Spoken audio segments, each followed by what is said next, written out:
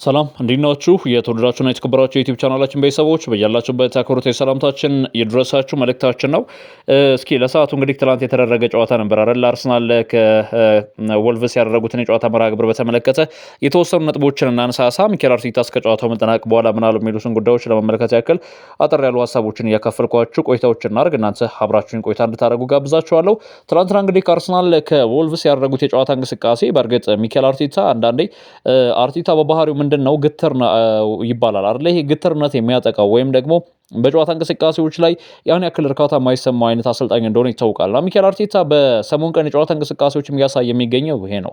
አርሰናል ትናንትና 70ኛው ደቂቃ ላይ ጎል ካስቆጠረ በኋላ ሞስት ፕሮባቢሊቲያቸውን ወደ ራሳቸው የሜዳ ክፍል አድርገው በመልሶ ማጥቃት ወይም ደግሞ ከተከላካይ ጀርባ ኳሶችን እየጣሉ ለማስጨነቅ ከመጣር በላይ ኳስን ለወልቭስ ለቆ ይሄ ዞናል ማርኪንጋቸውን ይዘው የመከላከል እንቅስቃሴን እንዲያሳልጡ ለማድረግ ጥረት ሲያደርግ የተመለከትንበት የጨዋታ መርሃ ግብር ነበር። ይሄ ደግሞ ለአርሰናል ጥሩ ነበር። አይ መጥፎ ሆኖ 90ኛው ደቂቃ ላይ ጎል አስተናገደ። ከዛው ነው የፈጠነ መልስ ሰጡ እንጂ አርሰናል ትናንትና ምናልባት ሚኬል አርቴታ በጣም ደወርስት የሚባል ውሳኔ የወሰነበት የጨዋታ መርሃ ግብር ነበር ብሎ መናገር ይቻላል።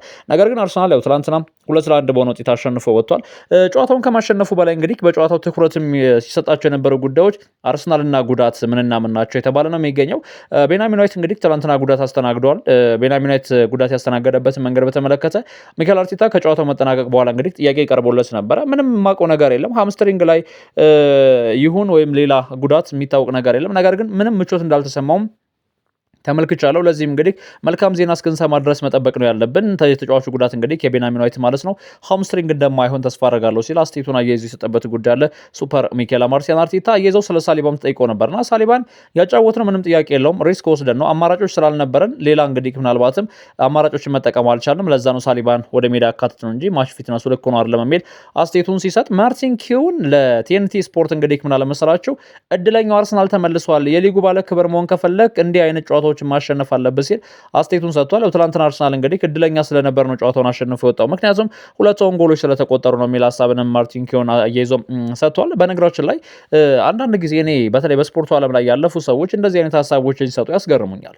ምንም ሁን ጥሩ ሆነህ የምትሸነፍባቸው ጨዋታዎች አሉ። አርሰናል ኦልሞስት ባለፉት 10-15 ዓመታት ላይ የነበሩት እንቅስቃሴዎች እንግዲህ ጥሩ ሆኖ ሲሸነፍ የነበረባቸው ዓመታቶች ነበሩ። ነገር ግን በቅርብ የጨዋታ መርሃ ግብሮች ጥሩ ሳይሆንም የሚያሸንፍባቸው እንደዚሁ መጥፎ ሆኖ አሸንፎ የሚወጣባቸው ጨዋታዎችን እየተመለከትን እንገኛለን። ሰው ከዚህ ጋር ተያይዞ እንግዲህ የአርሰናል እግር ኳስ ክለብ ወልቭስን ያሸነፍበት የጨዋታ መርሃ ግብር በብዙ መልኩ እያስተቸው ቢገኝ ሚኬል አርቴታን ያው 3 ነጥብ ነው የሚጻፍልህ፣ 3 ነጥብ ተጽፎለታል፣ 3 ነጥብን አሳክቷል። እንግዲህ በቀጣይ ጨዋታዎች ላይ እነዚህን ክፍተቶችን አሻሽሎ ይመልሳል ተብሎ ይጠበቃል። ለማንኛውም እንግዲህ አጭሯ ስፖርታዊ ጉዳዮቻችን ይችን ትመስል ነበር። አብራችሁን ስለነበራችሁ ግን ክብረት ይስጥልን።